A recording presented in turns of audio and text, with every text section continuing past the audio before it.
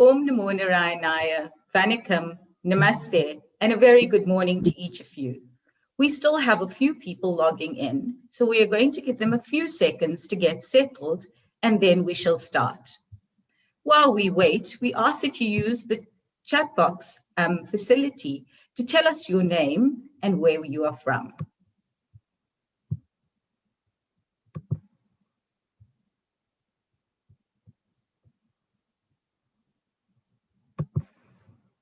Okay, I think we are ready to go. We are delighted that you have joined us for today's Youth Day webinar hosted by the Sri Sarada Devi Ashram.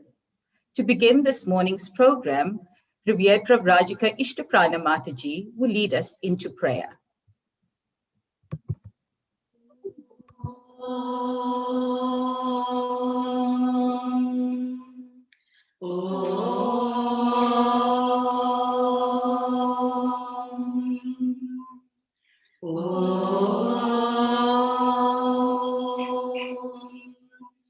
Stapakaya cha dharmasya sarvadharmasvarupine avatara varishtaya Ramakrishnaya te namaha Jananim Sharadam Devim Ramakrishnam Jagadgurum Padpadme tayo shritva pranamami muhurmuhu Namah Shri Adirajaya Vivekananda Suraye Satchit Sukha Swarupaya Swamine Tapaharine Swamine Tapaharine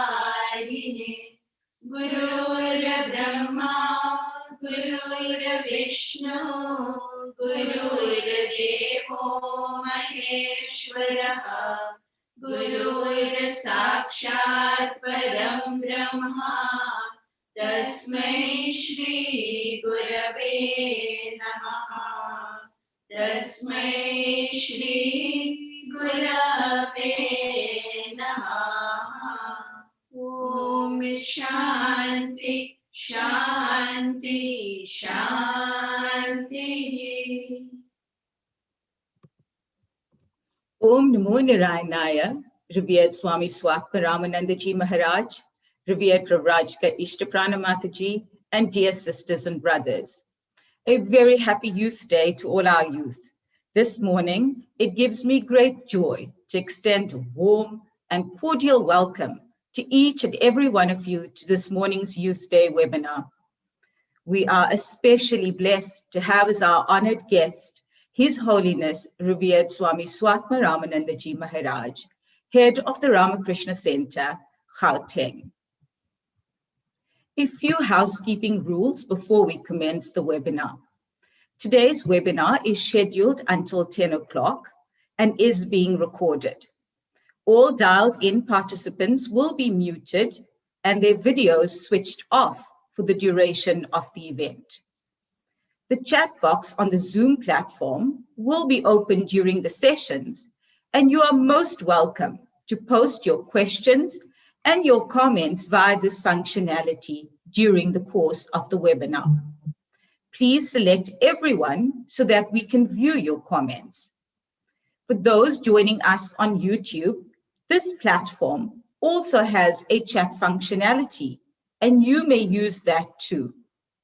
A little later in the program, you will have the opportunity to have the questions posed in the chat box answered by Revered Swami Swatma Ramanandaji in the question and answer session.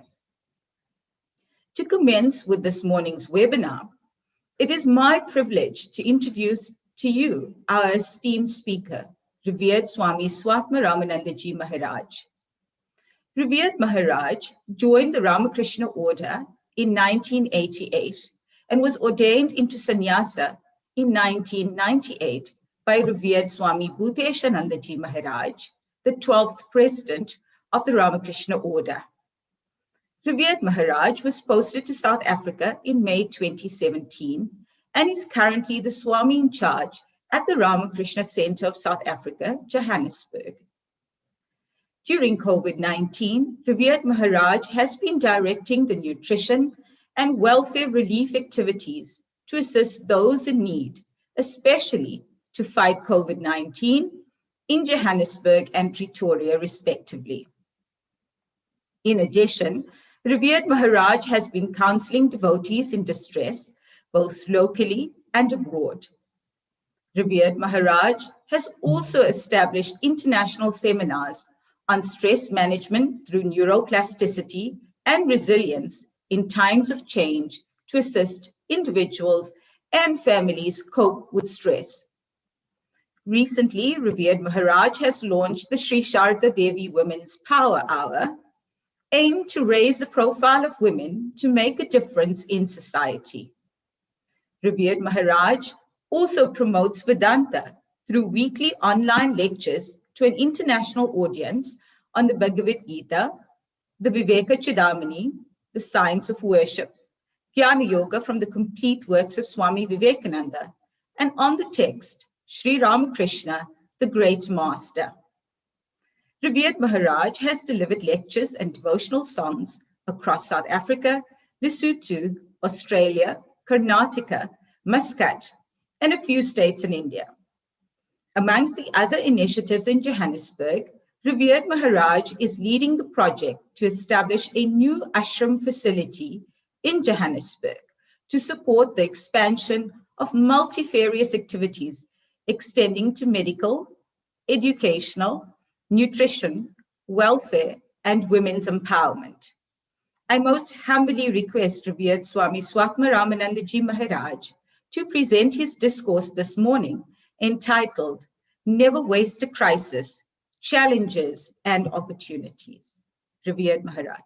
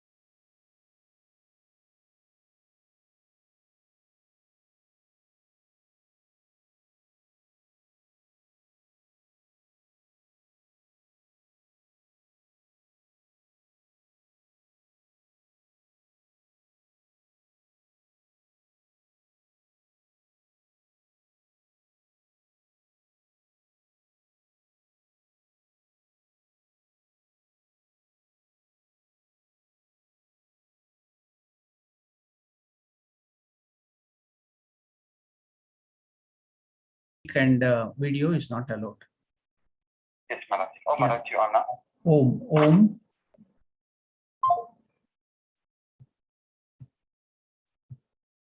Om Namo Narayanaya. I'm getting this saying sign here. You cannot start your video because the host has stopped it. So if you can unmute the video, I can come, or else I can just talk. Okay. And there's no necessity of the video. I can just talk with the. Am I audible? Om Namo Narayanaya. Am I audible?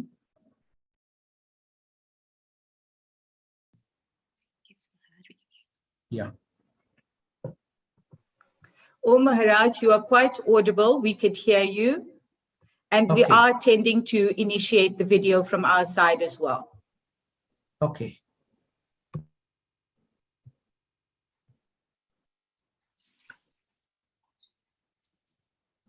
Yes, Maharaj, we can see you and we can hear you. Yeah. Thank you. Yeah.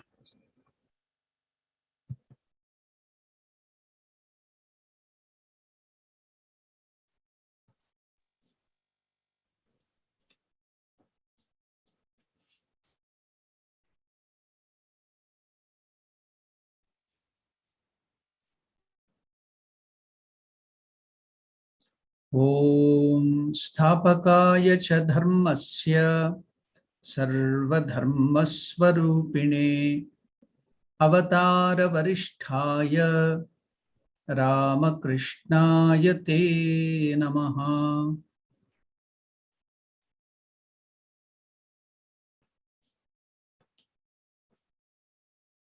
Bowing down to the feet of Sri Ramakrishna, Mother Sarada Devi, and Swami Vivekananda.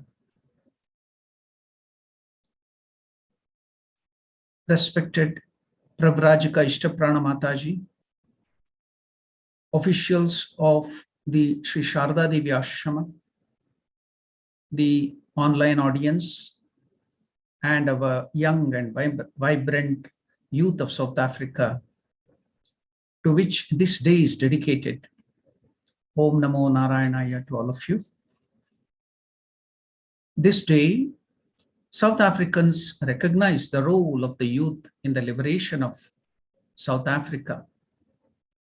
And it is my great privilege to share my thoughts on how the youth and society should never waste a crisis by seeking opportunities in the face of challenges.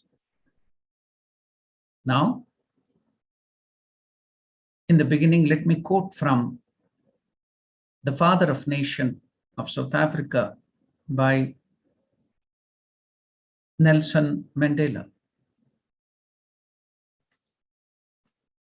The challenge of each one of you is to take up these ideals of tolerance and respect for others and put them to practical use in your schools, your communities, and throughout your life.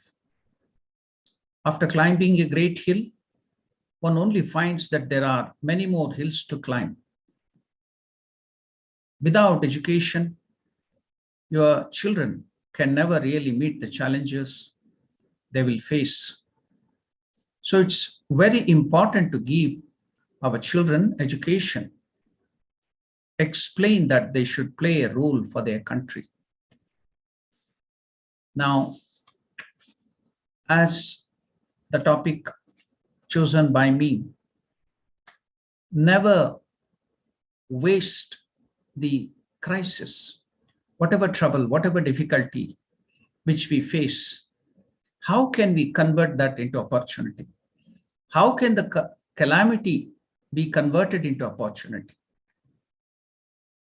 Now, there is a saying in India, where or to which tree does people throw their stones at? To the trees which are laden with fruit, where there are more fruit. Suppose there is a barren tree, no fruits. Will anybody throw any stones towards it? Never. So only the trees which are laden with fruit. So they throw stones towards that to get the fruit from it. The tree welcomes it. Now, another saying in India is, many people throw stones at you, create unfavorable situation. The external nature also creates unfavorable situations and difficulty. And what is to be done? Make use of the stone thrown at you to put a foundation, to lay the foundation, to build a beautiful edifice in which you can live. Make use of the opportunity, whatever, wherever, however, by which you can convert that, transform that crisis or anything, any situation that will build your life, that will build the edifice of your future. Now, let me take you to one prayer from the Vedanta Kesari. And the prayer was, I asked for strength. God gave me difficulties to face. I asked for wisdom. God gave me problems to solve. I asked for courage. God gave me dangers to overcome. I asked for love. God gave me troubled people to help. I asked for favors, But God gave me opportunities. I received nothing I wanted. I received everything I needed. My prayer has been answered. So now, when we pray to the Lord to give us strength, He gives us strength. And how should I know that I have been given the strength? The Lord has answered my prayers. So God gives me difficulties to face so that I can know that I have been given the strength. Now, when I pray to the Lord, oh Lord, give me wisdom. Yes, God has given us wisdom. He has answered us our prayer.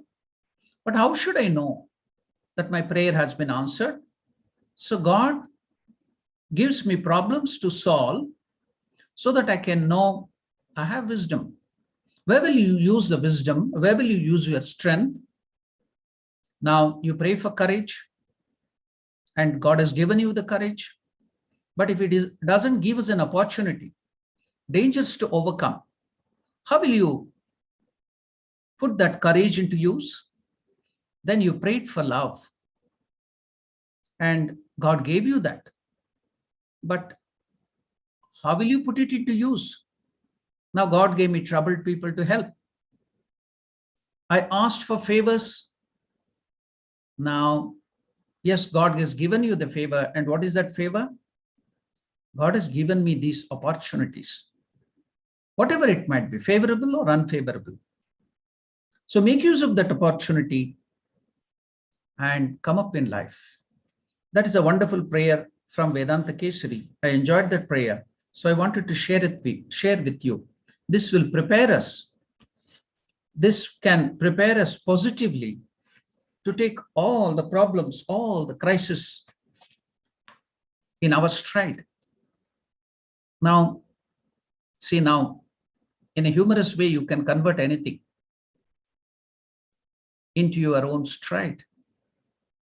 Now, there was a person who was obese. All would criticize him for his obesity. They were asking him to diet. They were asking him to exercise, then reduce his weight. But he would be always taking everything positively. And what was his attitude? Then he told that person who was more than 100 kgs, he is now replying, giving a wonderful positive note. If your weight is 100 kgs on Earth, then it is 68 kgs on Mars, on the planet Mars, because the gravity reduces there than from the Earth. And only 16 kgs on the moon, because the gravity is very much reduced there on the moon compared to Earth. That means you're not at all obese, you're not at all heavy. Only thing that you are on the wrong planet. Do not change your diet, do not change your weight, change the planet. So that was his positive attitude. Now, how to get help?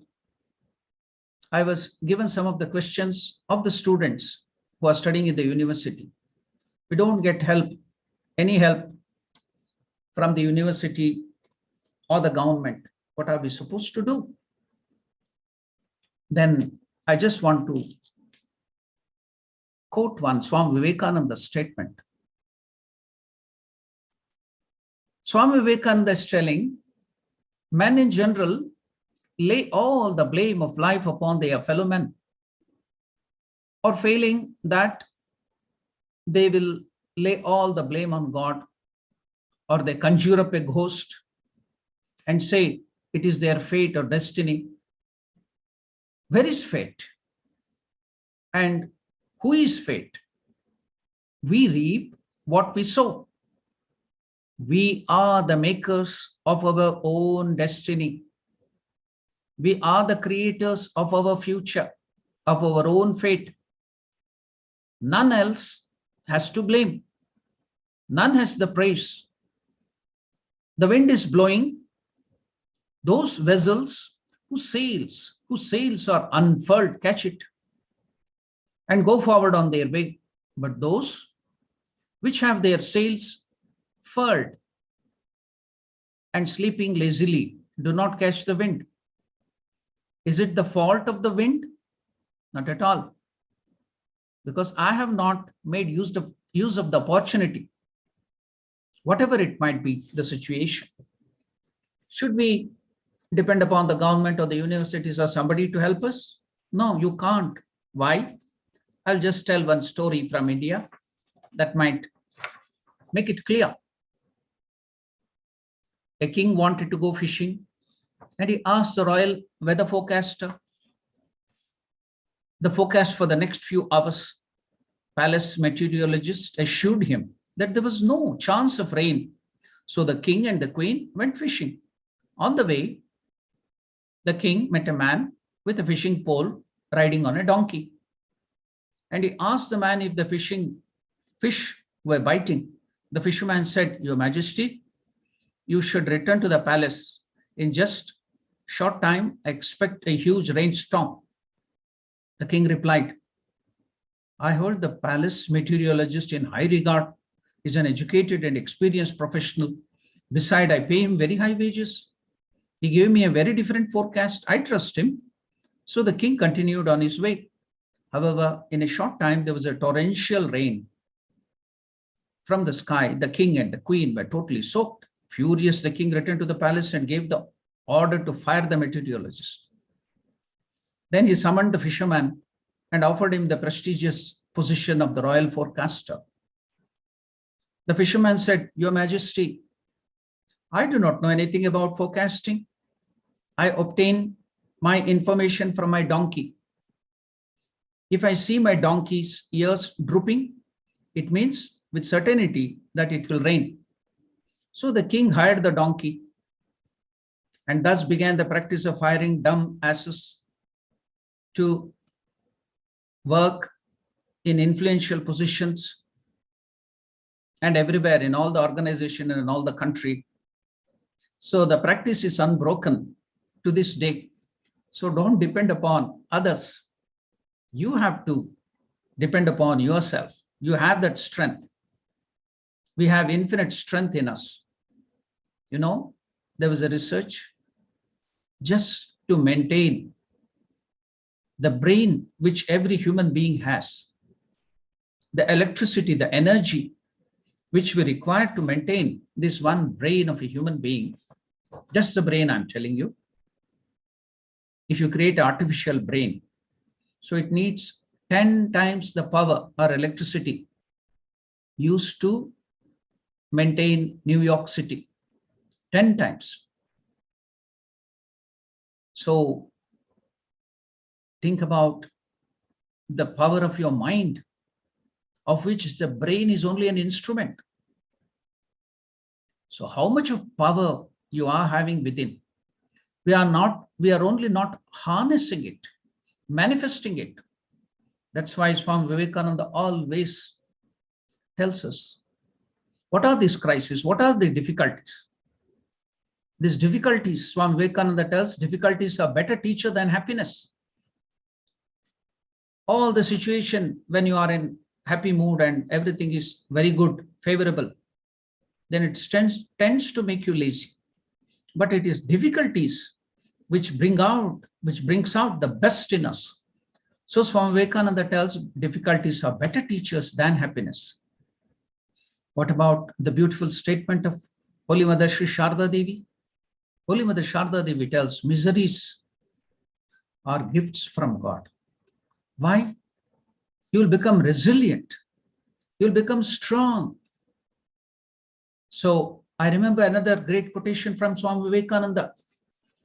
There is no greatness in always winning. There is no greatness in always winning. Greatness lies in each time you fail. You try again and again and succeed in it. There lies the greatness. So greatness is not always in winning or having very good situation. But greatness of a man or a woman lies in each time you fail, whenever you have any crisis. You make use of the ground or the stone on which you have fallen. You take the support of that stone on the ground itself and get up, try again and again and win. There lies the greatness. So manifesting that strength which is already within you. For that, all the crises, all the difficulties are just a help. Now, we should know how much of resilience, how much of strength we have. First of all, we should know what is meant by that word resilience. In physics, resilience is the ability of an elastic material, such as rubber or animal tissue, to absorb energy, such as from a blow or any pressure, and release the energy as it springs back to its original shape. So that is described as resilience in physics. That recovery that occurs in this phenomena can be viewed as analogous to a person's ability to bounce back after a jarring setback. So now we have everyone, not I, you, or anybody, any single person, but the whole world is facing this problem, the crisis. So now, how to come back? Yes, there is a setback, but how to bounce back after this jarring setback? So P.G. Wodehouse took note of this when he wrote. The author, P.G. Wodehouse, is telling there is in certain men and women a quality of resilience, a sturdy refusal to acknowledge defeat, which aids them as effectively in affairs of the heart as in encounters of a sterner and more practical kind.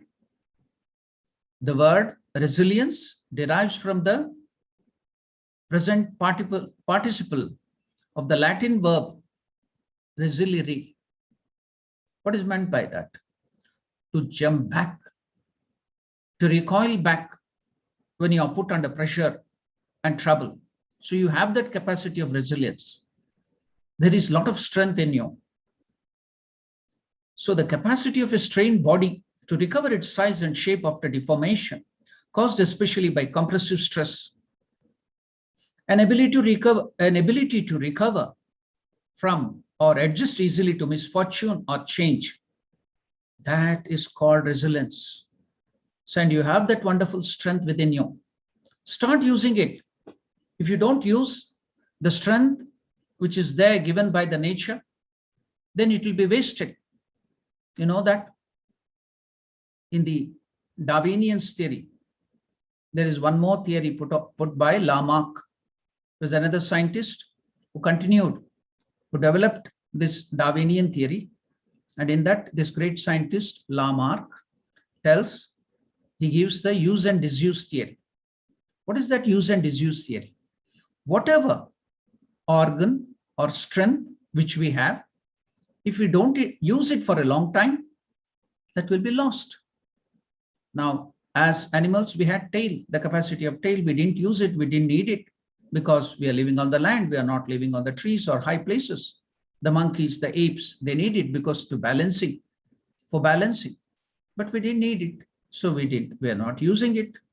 We were not flapping our ears. We have our hands. We can chase away the flies and other insects from our eyes and face or nose. So we don't need it. We are not using our ears. So we have lost the strength to flap it. But the cows, but the other animals still are having it. Why? They're using it. Why have we lost the tail? Why have we lost the capacity to move our ears? Because we don't use it. So use and disuse theory. So we have this resilience. We have this strength within us. If we don't use it, then we lose it. We become weak. Now, this is an opportunity. This is a chance by which we can convert our strength, which we have, the infinite strength. As I told you, just our brain, physical brain has so much of power within it. Then what about your mind? Then what about your individuality, your spirit, your soul? It has much more strength, infinite existence, infinite knowledge, infinite consciousness, infinite bliss. Everything is stored within you. Start using this. So this crisis, this calamity is an opportunity for us to bring out that strength. Otherwise, we will continue the same old people. So let us make use of this opportunity. So now, is there any example who have made use of this opportunity? Yes, I'll give you the wonderful example. You know that in India, there's a space station that's called ISRO. What are they doing? They are putting a lot of satellites and rockets to the outer space. And now, compared to the great other countries like USA who have their NASA, and France, they are well advanced. Russia, England, in their space research, putting on their satellites, but they are very, very costly. And what have the Indians done? It's so cheap. Now, many countries, poor countries, the developing countries are taking the help of India because they can launch their satellites to the outer space or to the orbit of the Earth at a very low price. How could they achieve that? Now, when other countries couldn't do so, how could the scientists of India achieve that? You know that? The scientists, I talked to one of the scientists there in India, who was working in ISRO. He told Swamiji, the way that scientists work there, they make use of every opportunity. You know that our Earth rotates at a very high speed, and also it revolves at a very high speed. So there is rotation and there is the revolution. So both of them are so high at per hour or per second. The rotation of the Earth is very, very high, and the revolution also is very, very high. Now, the scientists of India, they thought very well, and they selected such a place to launch and such a time to launch the rockets that they make use of that rotation, the force of the rotation of the Earth, 1,000 miles per hour. The Earth is rotating with such high speed.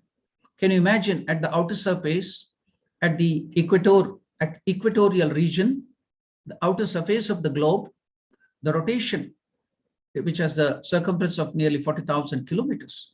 So at the equator, the Earth rotates at a high speed of 1,000 miles per hour. So such is the high speed. So the scientists in India, in the ISRO, they have made use of this force, the rotation. And also the Earth is revolving around the sun with still more higher speed, higher velocity. Both this rotation and revolution are being used by the scientists of India and ISRO in such a way that it will become beneficial to the launch. Otherwise, if you don't choose it properly, the time of the launch of the rocket and the place of the launch of the rocket, it's called Wheeler Island in Orissa on the Arabian Sea. They have an island that is chosen, and the time they choose is that they will take the help of the rotation and the revolution of the Earth and then launch it. So less fuel is consumed. There's nothing to bother about. So that is the way Indians could launch a satellite at a very cheap price. There was a humor. There was a joke written in the Indian newspaper that they have, suppose you start to go by an auto rickshaw or a taxi to moon, then what would be the cost? So there were Indian scientists were putting the same thing to go there to the outer surface, outer space with the same cost or even lesser cost. So how could they do that? So they made use of the opportunity. Otherwise, it would have been an obstacle. And what is aerodynamics? Now, the bus, the vehicles, They're using this aerodynamics in such a way that while the vehicle is moving very fast, the opposing wind, the wind current may be opposing it. So the shape of the vehicle will be built in such a way, the bus or the lorry or the car, the vehicle in such a way that aerodynamics, that the opposing wind also, because of that special shape, the aerodynamic shape, structure of that vehicle, the opposing air also will become beneficial. It will push the vehicle. It will help to thrust the vehicle forward. So likewise, we too, if the scientists in ISRO could do that, if the scientists, the designers of the vehicle could make use of the opposing wind, the difficult thing, which is stopping the vehicle, then why can't we use it? The calamity and the dangers which we have, that can be converted into an opportunity and we can move forward. So I gave you the best thing, that it will increase your resilience, and you have that. Now this is an opportunity to put it to test, and let us do it. Now let us take one example from Darwinian theory. And what is that? What is the theory of evolution? What are the two factors? A tremendous potential power, which is trying to express itself, and circumstances which are holding it down. The environments not allowing it to express itself. So in order to fight with these environments, the power is taking new bodies again and again. The power which is within this body is taking bodies again and again. The amoeba or the virus or the bacteria, in the struggle to get body and conquer obstacles, some obstacles, then gets another body, and so on until it becomes this human being. That's the highest evolution. Now, taking this theory of evolution, Swami Vivekananda continues forward.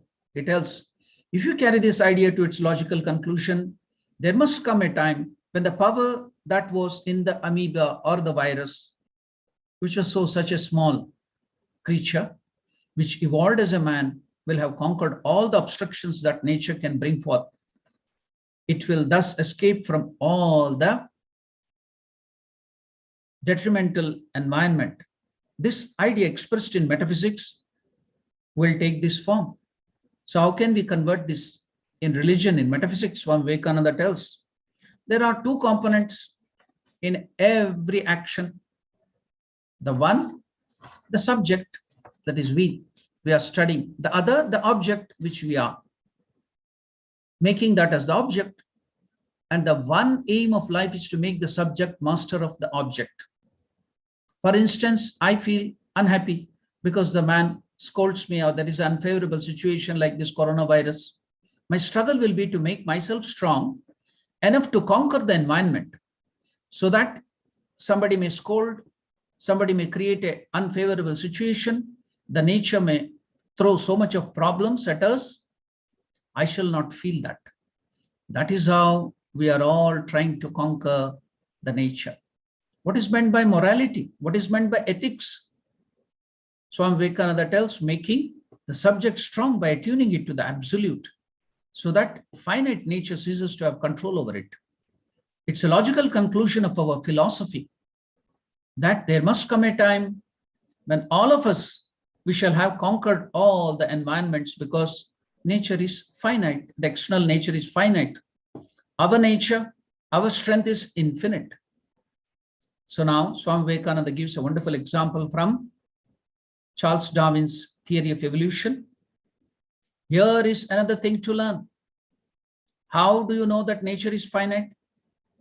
You can only know this through metaphysics. Nature is that infinite under limitation. Therefore, it is finite. So there must come a time when we shall all have conquered all environments. And how are we to conquer them? We cannot possibly conquer all the objective environment. You cannot go on conquering the whole, change the whole world. You cannot change the universe. We cannot do that. So wonderful example is given by Swami Vivekananda from the Darwinian theory itself. What is that? Take the example of the little fish. It wants to fly from its enemies in the water. The fish, which is in the ocean or in the water, which has so many enemies, other big fishes or the shark or something is ready to eat it. So many enemies are there to eat it, destroy it. So much of calamity, so much of crisis. So that little fish wants to fly from its enemies in the water. How does it do so? The little fish wants to fly away from the enemies. How does it do so? By evolving wings and becoming a bird. That's how the birds came from the water body, the fishes. In the Darwinian theory, it is told the birds evolved from the fishes.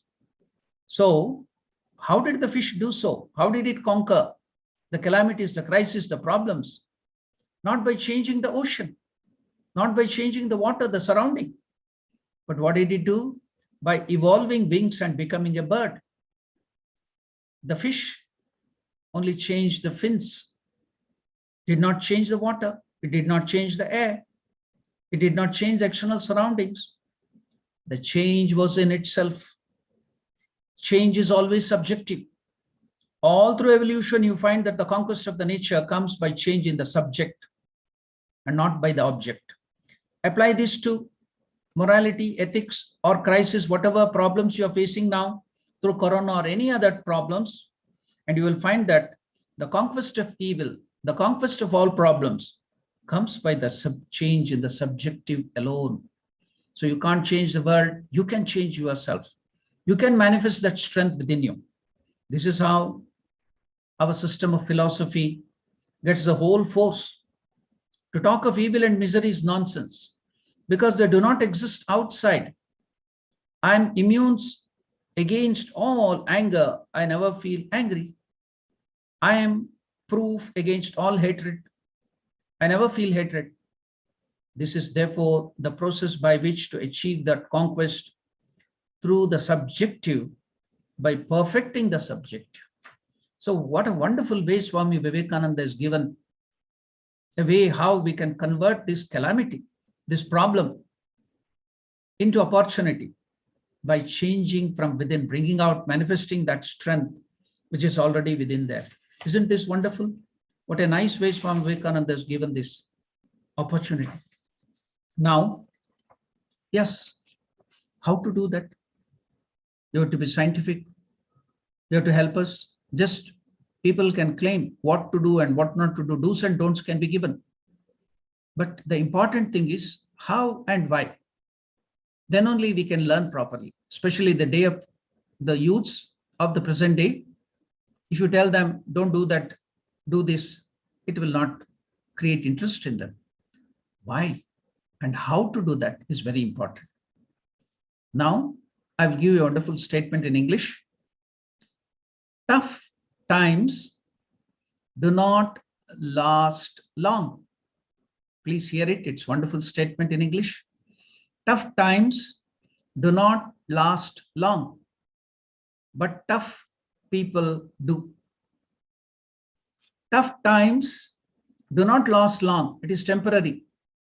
You know that wonderful story of the ring. King Solomon asked his minister, I want to get that ring. And something is written on that ring. So if you read that, if I am unhappy, it should make me happy. If I am happy, that overexcited, that should also remove that and bring me to reality. And that minister bought that wonderful ring written on that. What was that? This too shall pass. So your crisis, will it be here? Sun is always permanent. The sky is always permanent. Varying hues of clouds, they come, cover the sun and go away. So do not be afraid. Tough times do not last long, but tough people do.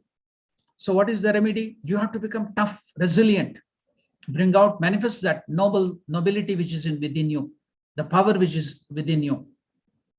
Now, you know this, if you take all this coronavirus put together, the whole in the universe, whatever the coronavirus is, the SARS virus which is creating problem, bring them all together. It will not weigh more than 2 grams. such a small amount of virus has bought the whole humanity. We were thinking, oh, we were so great. We became so egoistic. We are the creators of this problem. It's man-made. I will not go into the political side of it. It's a biological warfare. It may be a biological warfare, whatever. It's man-made. We have created this. And we only can redo it, come out of it. So this less than 2 grams of virus has brought this great so-called great humanity to its knees. So I will give you one beautiful statement of Swami Vivekananda. Man or human beings, man is but a speck of the microscopic dust in the vast immensity of space. Can anybody give a wonderful statement than Swami Vivekananda? Man is but a speck of the microscopic dust. So microscopic dust in the vast immensity of space, man is but a small speck. Human beings or man is but a speck of the microscopic dust in the vast immensity of space. But see, that brings us, compared to that universe, we are just a speck. It humbles us. But there is a saving factor. What is that? But given the power of reason, intellect, given the power of reason and logic, this small speck called human being can comprehend the whole universe. Given the power of reason, the intellect, the wisdom, the knowledge you have as human beings, given the power of reason and logic, he can comprehend the whole universe. That is the strength which is within us. Man can control things in Mars. Sitting here is a speck, a dust. And he can land on moon. He has sent now the satellite very near to the sun. Is going beyond our solar system.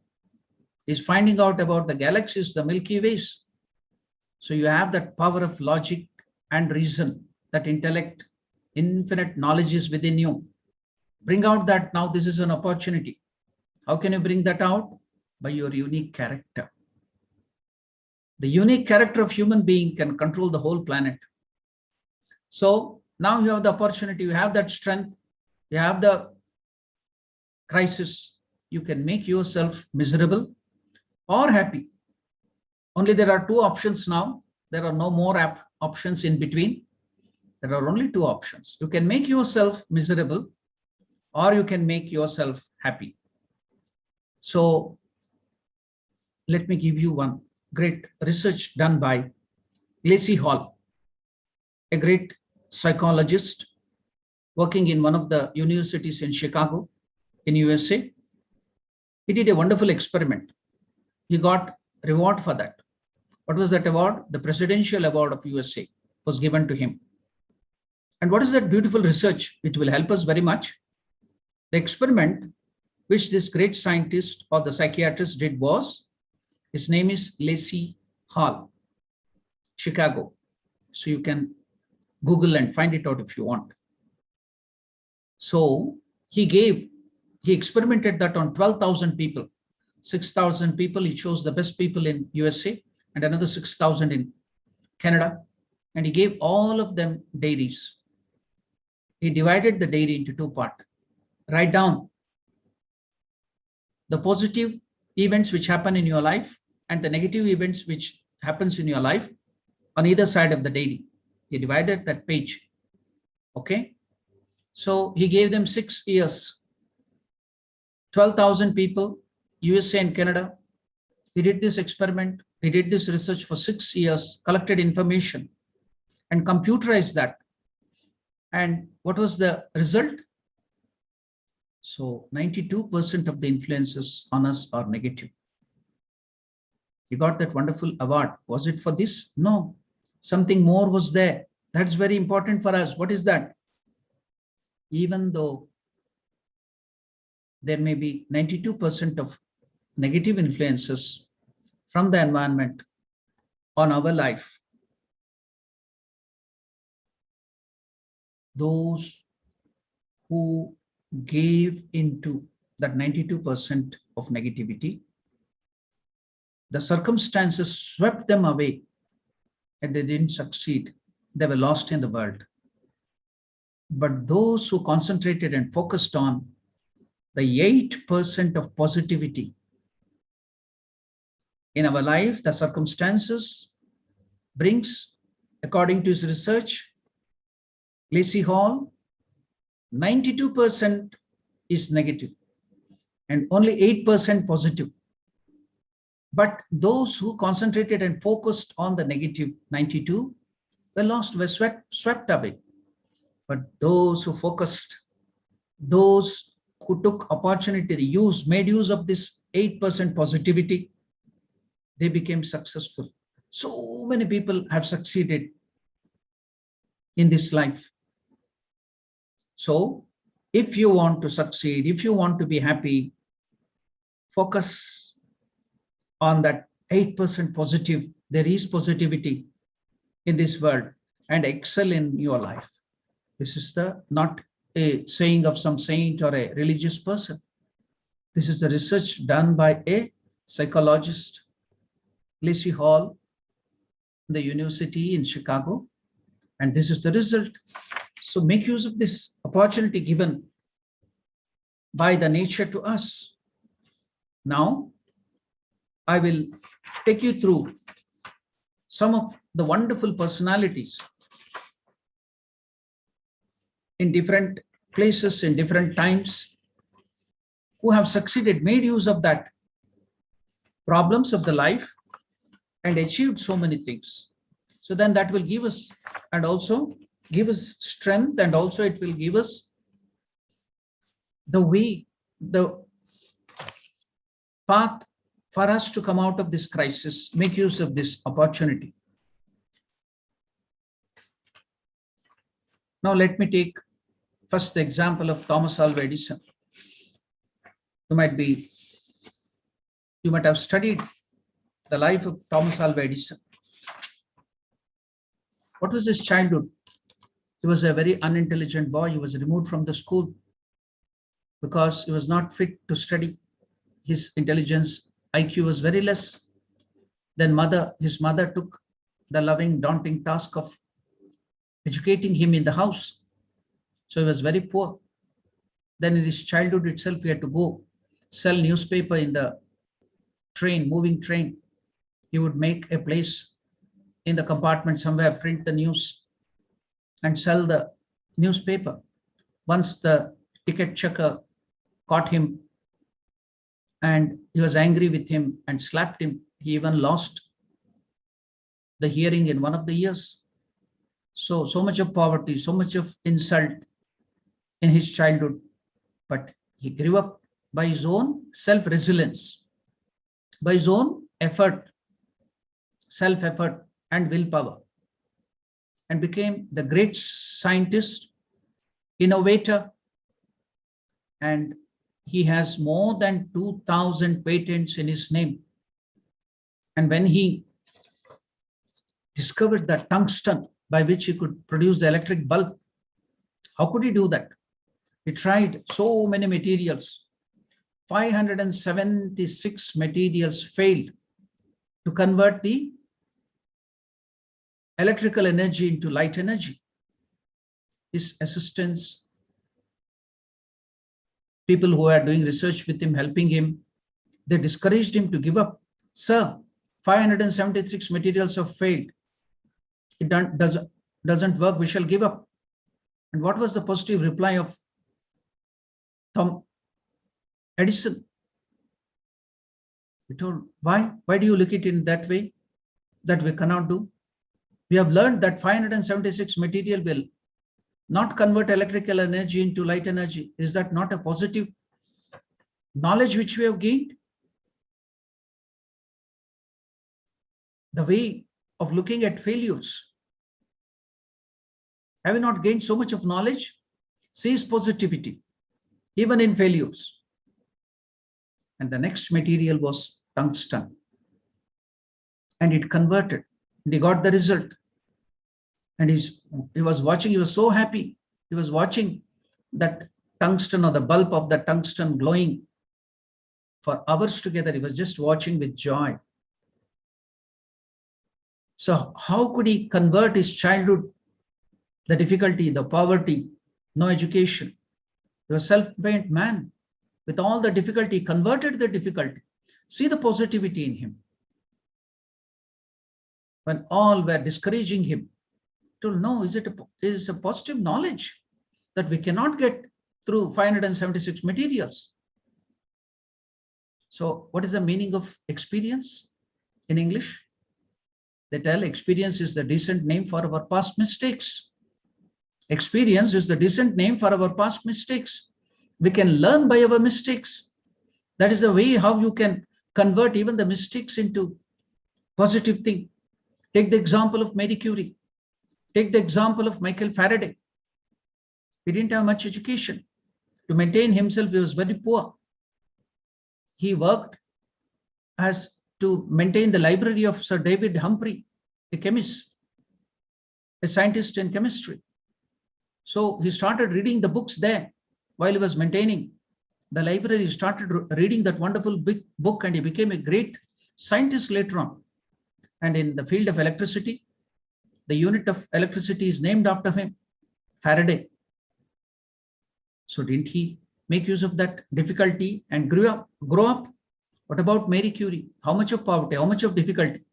To create just 2 grams of uranium, she had to work so day and night, stirring that material, raw material, exposing herself to radium. And he found out that how the medical field was benefited by that. How much of hardship she had to face. So didn't they all convert, all these great people convert their miseries and problems? So should we be spoon-fed? You find out your own way of coming out of this problem. Why should you get the help of others? Only you may take the guidance. You do your work, you do your homework, wherever you are. Devise your own ways, be innovative, and come out of this challenge. That's what we have to learn. Take the help of, I now gave all the great lives of science and scientists only. Take the help of Mahabharata, whereby the great Pandavas, they were in trouble, 12 years of exile in the forest, 1 year of incognito, Agnatavasa. So Yudhishthira asked Krishna, we are all good people, dharma, we are following righteousness, and we are in suffering and trouble. And see Duryodhana and others, they are villains, wise people of vices, and they are enjoying. Krishna gave assurance. No, don't worry, Yudhishthira. Now in these 12 years of difficult time, you're becoming stronger and stronger. Make use of this opportunity to become stronger. Then in the war, who won? The Pandavas, because of that difficulty. Now Bhima went and got the help of Hanuman and he got that knowledge and became strong. Arjuna, in that time of exile, went to Lord Shiva, got the Pashupatastra, so many arms and ammunition, and he became strong. And Duryodhana and other Kauravas, because of the all cozy condition, good and kingdom and everything, luxuries, they lost all their strength. And who won? So now Krishna gave that wonderful idea in the Bhagavad Gita and also to all other Pandavas, the strength. In the Bhagavad Gita is told, yes, you have to act. Arjuna, don't fear, don't run away from the difficulty. Face the difficulty. So they won. Ramayana, Ramachandra made use of the 14 years of exile in the forest. He made into a positive note to kill all the demons and destroy all the demons and do good to the world. So he made use of the opportunity. Wherever you take the example of Prahalada. How much of difficulty? Have you faced any difficulty like Prahalada?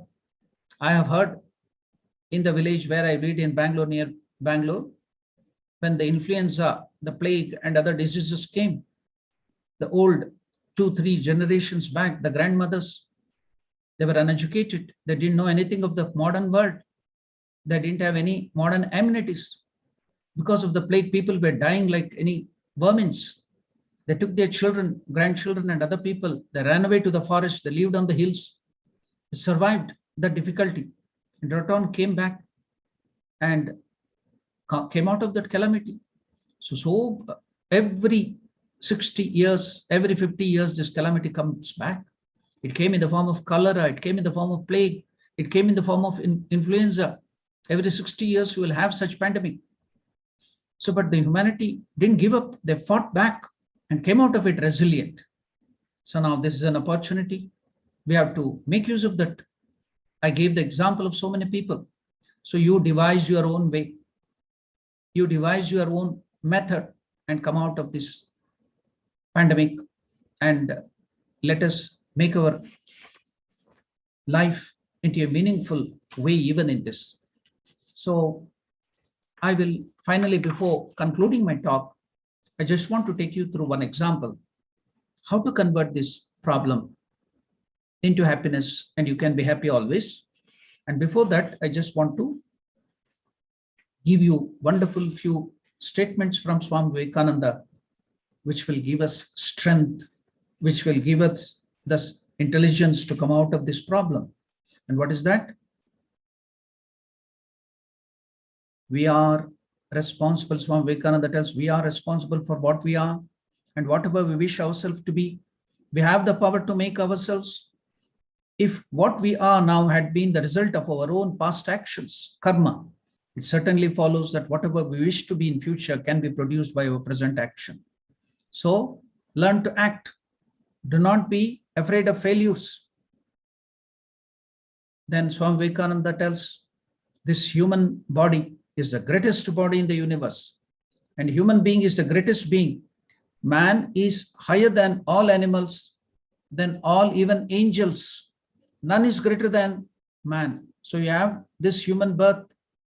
So do not be afraid. Man is man as long as struggling and trying to rise above nature. And this nature is both internal and external. And if we read the history of nations between the lines, we shall always find that the rise of nation comes with an increase in number of such men. And the fall comes when this pursuit of struggle against the nature and winning the nature reduces, then we fall. So don't be afraid of anything.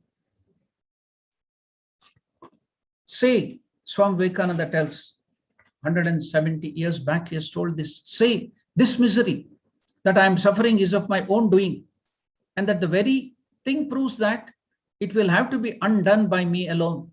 That which I created, I can demolish it. That which is created by someone else, I shall never be able to destroy. Therefore, stand up, be bold, be strong, take the whole responsibility on your own shoulders, and know that you are creator of your own destiny. All the strength and succor you want is within yourself. Yes, if you believe in God, God is there to help you. Suppose there are many people who are agnostics. Don't worry. You have that strength within you. Make use of that self-effort and come out of that. So that is what Swami Vivekananda has told us. And for the people, a wonderful saying, he is an atheist who does not believe in himself. The old religion said that he was an atheist who did not believe in God. The new religion says that he is an atheist who does not believe in himself. So believe in yourself. Faith, faith, faith in ourselves, faith in God. This is the greatest secret. This is the secret of greatness. If you have faith in all the 330 millions of your mythological God and in all the gods which foreigners have now and again introduced into your midst, and still if you don't have faith in yourself, there is no salvation. Never think there is anything impossible for you. It is the greatest heresy to think so. If there is a sin, there is the only sin to say that you are weak and others are weak. Whatever you think, that you will be. If you think yourself weak, you will be. If you think yourself strong, strong will you be. Now, finally, I'll conclude my talk with this small story. And that story, it's not a story, it's a reality. So you'll get a lot of strength by that real story, an incident. A lady who was over 90 years old had a great flair towards dressing up well, applying makeups and arranging her hair in beautiful pattern. She and her husband had been married to each other for 70 years. After the departure of her beloved partner, having no children and no one in the family to care for, she decided to move into a nursing home. Even on the day when she vacated her home for good, She dressed up elegantly and looked gorgeous. After arriving at the nursing home, she had to wait patiently in the lobby for hours before room was ready for her to get into that old age home. When an attendant helped her make her way to the room, she gave the lady a visual description of a tiny space, the bad condition of that nursing home, and she was to occupy it. Then that old lady of 90 told, "I love it." The lady expressed with the enthusiasm of an 8-year-old who had just been presented with a new puppy. "Mrs. Jones, you haven't even seen the room yet. The bad condition of that room, just wait," the attendant remarked. Then the old lady replied, Mrs. Jones replied, "Well, my joy has nothing to do with the room." The lady replied, "Whether I like my room or not doesn't depend upon the furnitures, how the furniture is arranged. It depends upon how I arrange my mind." So arrange your mind properly. Happiness is something you can decide ahead of time. So the crisis is there. You can decide, you can be happy, whether in crisis or anything, you can come out of it. It depends on how I arrange my mind. Happiness is something you can decide ahead of time. And I have already decided to love my room, to love the people around me, to love my life, the situation. It's a decision that I make every morning when I wake up. You know what the greatest asset we all have is the power to change how we feel. The lady continued speaking as the attendant listened attentively with the mouth wide open. "I can spend my entire day in bed thinking of the pain I am in, focusing on the part of my body that no longer works, or I can get out of bed and be thankful for those parts that work. Each day is a gift. And as long as my eyes can still open, I will continue to focus on today and all the happy memories I have stored in my mind just for this time in my life." The attendant was astounded to the positive attitude of the elderly lady, whose life from an external point of view was only full of problems and hopelessness. Actually, only problems happen automatically. Happiness is a choice we all have to make. Hatred happens automatically. Love is a choice we all have to make. Being negative happens automatically. Positive attitude is a choice we all have to make. Complaining is automatic. Gratitude is a choice we all have to make. Let us choose right and live well. Thank you for giving me this opportunity. So I'm very grateful to the Sharda Math for taking this, making this wonderful opportunity to educate our youth. Especially, I started with the quotation of Nelson Mandela. And what did he do? 26 years in the prison. How could he come out of it? And how did he make use of this opportunity and use it for the freedom struggle? And he became a great person. We remember him even now. So let us make use of all the opportunity now in a positive way and use our resilience and strength and succeed in our life. Thank you. Om Namo Narayana. Om Namo Narayana Maharaj. Thank you so very much for your very enlightening discourse. Whilst Revered Maharaj has been speaking, we've had a great deal of interest that was sparked in the minds of our delegates. And we had about 3 questions that have come in. But Maharaj has so lovingly answered the question on stress by saying that tough times don't last, tough people do, and answering the question on whether you should believe in a higher power. I think Maharaj has very lovingly answered that to say that you should believe in yourself. Maharaj, the one question that has come through is, how can we plan for our future when so many things are uncertain with COVID-19? Now, I have a wonderful saying. Now, when you are climbing 50 stairs, the baby is given to climb 50 stairs. What should the baby do? It should not think of the 50 stairs ahead of it and how difficult it is, but the baby should start looking at what is at hand now. The first step is very, very important. Do not worry about the result. Now, let me use the opportunity which is now at hand. This moment, this second. See, we should not be worried about the future. We should not be unnecessarily getting into problem about the past. But this very second is the one which I live. I don't live in the past. My life is not in the past. My life is not in the future. But my real life is in the present. So plan for the present, keeping the future in your mind, getting the experience of your past. So plan for the present moment, how to climb the first step. Do not worry about all the other things. Now, what shall I do? So if you make a routine of your life, if you can take the help of your own friends, good company, people have noble thoughts, who are noble in their gestures, taking the help of your elders, your teachers.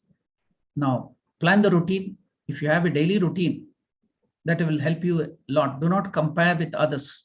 Compare yourself, what you are now, what you want to become, and plan exactly and go forward. Look at the thing which you have now, the next step you have to climb. Do not be worried about the 100 steps or the 50 steps which are ahead of you. So that is a secret. Plan accordingly. Now, living in the present.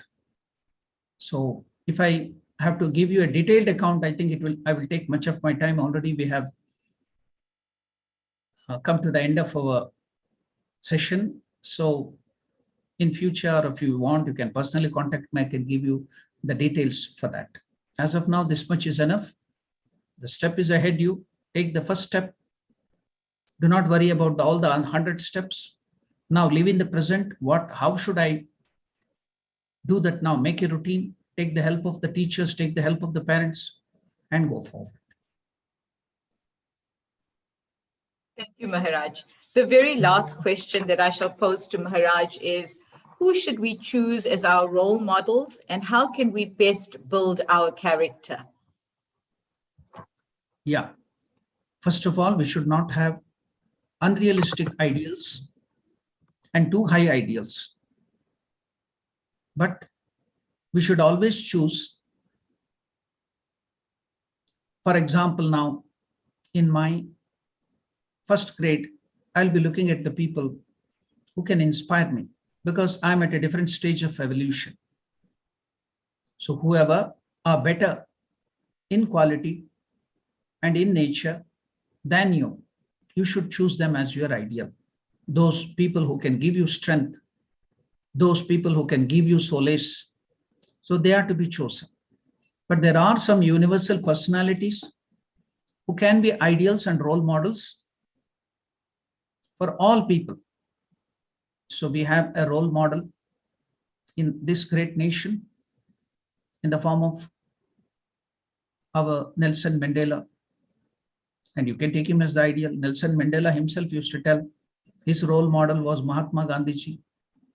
And Mahatma Gandhiji himself used to tell his patriotism increased 100 times after reading Swami Vivekananda. So you can take all of them. And so many others are also there. Take the best, just like our Vedas tell. Let good things come from all the sides of the universe. Do not be limited. Take the best, whatever suits you, whatever you like, from many, many people, just like the honeybees. You might have noticed the honeybees. They go to all different flowers, collect only the nectar it wants. It will never disturb the flower. It will never destroy anything and bring it back not only for itself, for others. So there are so many ideals, whichever suits you. Just I'm giving you the example of a universal personality called Vivekananda, who inspired Swami Vivekananda, and Mahatma Gandhiji inspired Nelson Mandela. Nelson Mandela has inspired all of you. So take good things from all the sides, just like our Vedas have told. Ano Badraha Kartavo Yantu Vishwataha, from all the sides. So don't limit yourself. Take good things from all the sides. Thank you, Revered Maharaj, for so graciously answering the questions posed. I'm sure that it has gone a long way in settling the minds not only of the questioner, but for all of us present here today. Dear delegates, we have come to the end of a most spiritually elevating morning. However, a function of this magnitude is not possible without the effort and commitment of a great number of persons. This morning, Mr. Avinash Sanichar, the chairperson of the Sri Sarada Devi Ashram, will proffer the vote of thanks and attend to the announcements.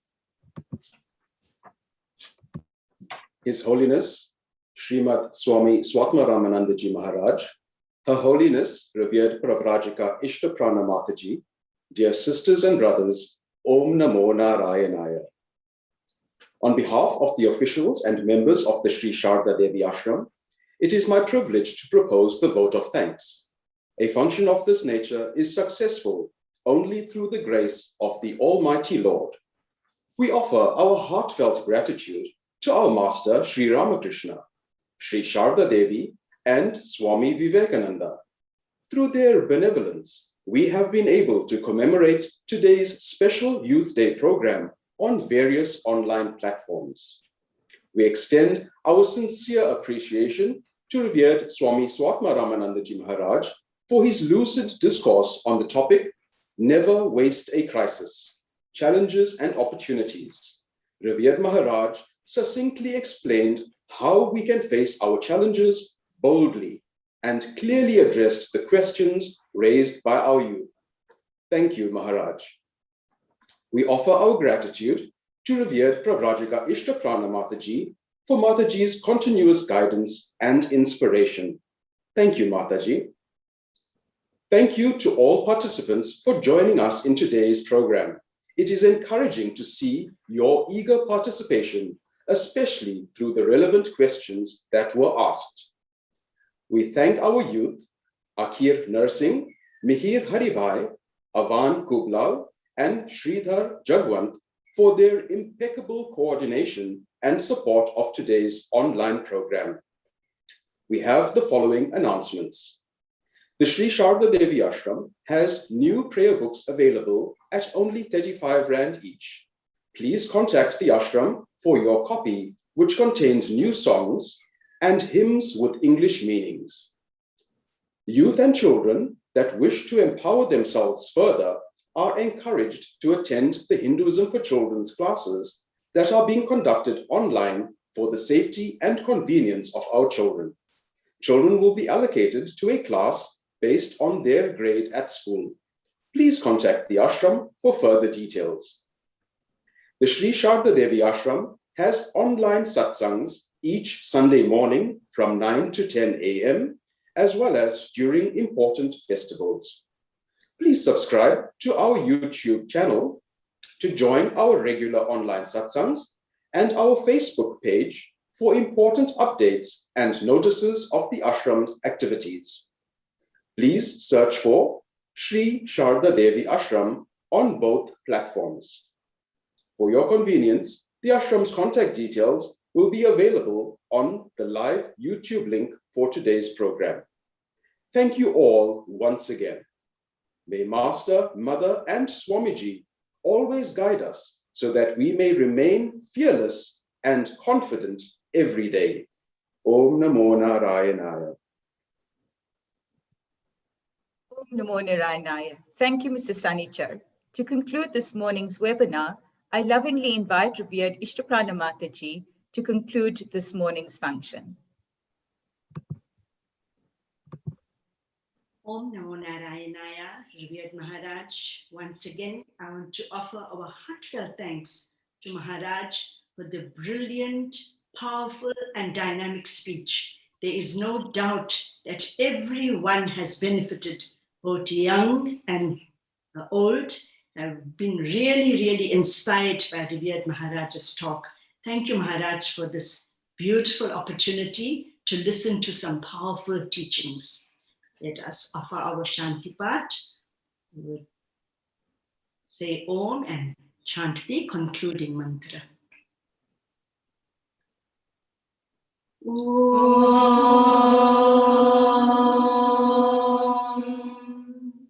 Om.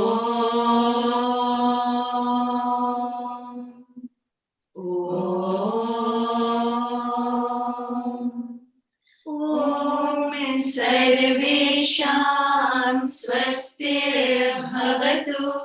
सर्वेषां शान्तिर्भवतु सर्वेषां पूर्णं भवतु सर्वेषां मङ्गलं भवतु सर्वे भवन्तु सुखिनः सर्वे सन्तु निरामयाः सर्वे भद्राणि पश्यन्तु मा कश्चित् दुःखभाग् भवेत् ॐ पूर्णमदः पूर्णमिदं पूर्णात् पूर्णमुदच्यते पूर्णस्य पूर्णमादाय पूर्णमेवावशिष्यते ॐ शान्ति शान्ति शान्तिः हरि ओम तत्सत्। जय श्री गुरु महाराज की जय महामाई की जय स्वामी जी महाराज की जय ओम नमो नारायणाय